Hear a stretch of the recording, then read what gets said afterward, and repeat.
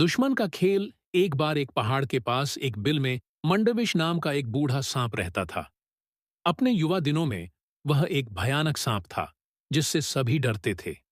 वह बिजली की गति से चलता था, लेकिन बुढ़ापा सब कुछ बदल देता है। अब मंडविश बहुत धीरे धीरे रेंगता था। उसके दांत डीले हो गए थे, जैसे सड़े हुए लकड़ी में कीलें। फुफकारते समय उसे हांफना और थकना पड़ता था। चूहे उसके शरीर पर कूदते हुए उसका मजाक उड़ाते थे।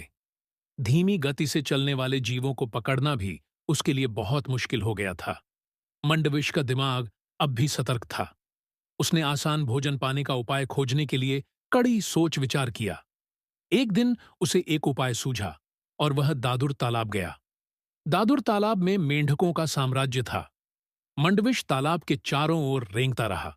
फिर एक स्थान पर उसने देखा कि मेंढकों का राजा एक बड़े पत्थर पर धूप सेंक रहा है।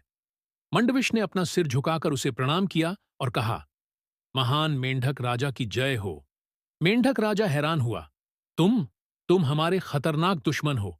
तुम मेरी जय क्यों कर रहे हो? मंडविश ने विनम्रता से उत्तर दिया, हे राजा, यह एक पुरानी कहानी है।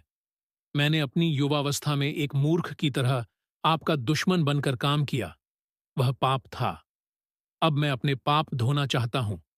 मुझे श्राप दिया गया है। यह श्राप केवल मेंढकों की सेवा करके ही मिट सकता है। मेरे गुरु ने मुझे यही सलाह दी है। मेंढक राजा ने पूछा, तुम किस श्राप की बात कर रहे हो? चालाक सांप ने एक काल्पनिक कहानी बना दी। हे राजा, एक बार मैं एक बगीचे में रेंग रहा था जहां कुछ बच्चे खेल रहे थे। एक बच्चे ने गलती से मुझ पर पैर रख दिया। मैंने बच्चे को काट लिया और वह मर गया। फिर मैंने स्वप्न में भगवान को देखा। उन्होंने मुझे श्राप दिया कि इस साल के अंत तक मैं पत्थर की मूर्ति में बदल जाऊंगा। मेरे गुरु ने बताया कि जिस बच्चे को मैंने काटा था उसकी मृत्यु से भगवान कृष्ण नाराज हो गए, क्योंकि बच्चे उनके रूप माने जाते हैं। मैंने उनके चरणों में गिरकर पूछा कि मैं क्या कर सकता हूं। उन्होंने मुझ पर दया की और बताया कि यदि मैं साल के अंत तक मेंढकों को अपनी पीठ पर सवारी कराऊं तो श्राप समाप्त हो जाएगा। कृपया मुझे मौका दें, हे महान मेंढक राजा। मेंढक राजा इस कहानी को सुनकर अचंभित रह गया। कौन सा मेंढक ऐसा अद्भुत मौका छोड़ेगा कि वह एक जहरीले सांप पर सवारी करे? उसने सोचा कि यह एक अनोखा चमत्कार होगा। मेंढक राजा पानी में कूद गया और उसने सभी मेंढकों को मंडविश की कहानी बताई। मेंढक चौंक गए। एक बूढ़े मेंढक ने टर्राते हुए कहा, सांप पर सवारी करना एक अद्भुत बात होगी। हमें सबसे महान मेंढक कहा जाएगा। मेंढक सवारी के इस सुनहरे अवसर पर मदहोश हो गए। सभी मेंढकों ने इस प्रस्ताव को स्वीकार कर लिया। तो मेंढक राजा बाहर आया और सांप मंडविश से बोला, ठीक है सांप, हम तुम्हारा प्रस्ताव स्वीकार करते हैं। फिर 7-8 मेंढक सांप की पीठ पर कूद गए।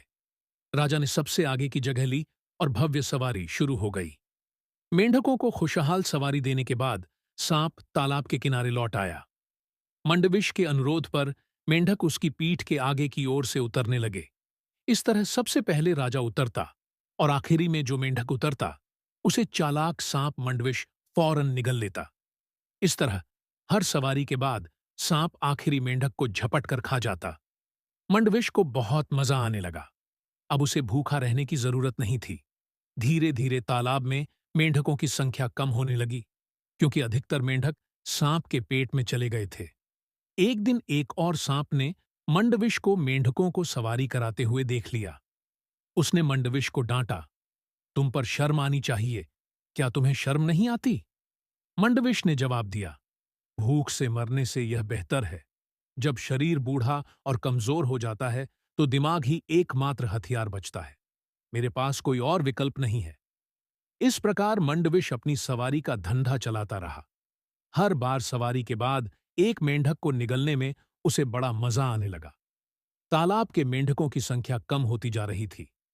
अंत का मोड़ एक दिन मेंढक राजा ने सोचा, मुझे लगता है कि यहां पहले से बहुत कम मेंढक बचे हैं। यह क्यों हो रहा है? मुझे समझ नहीं आ रहा। मंडविश ने समझाते हुए कहा, हे महान मेंढक राजा, आपकी महानता की ख्याति दूर दूर तक फैल रही है। आपके मेंढक दूसरी झीलों और तालाबों में जा रहे हैं ताकि वे आपकी महानता के गुण गा सकें। मूर्ख मेंढक राजा ने इस पर विश्वास कर लिया।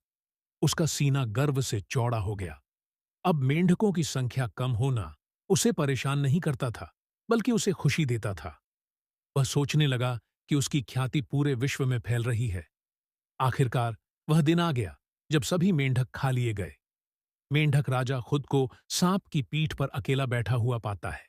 वह दुखी होकर बोला, क्या अब कोई मेंढक नहीं बचा? मैं अकेला कैसे रहूंगा? मंडविश मुस्कुराया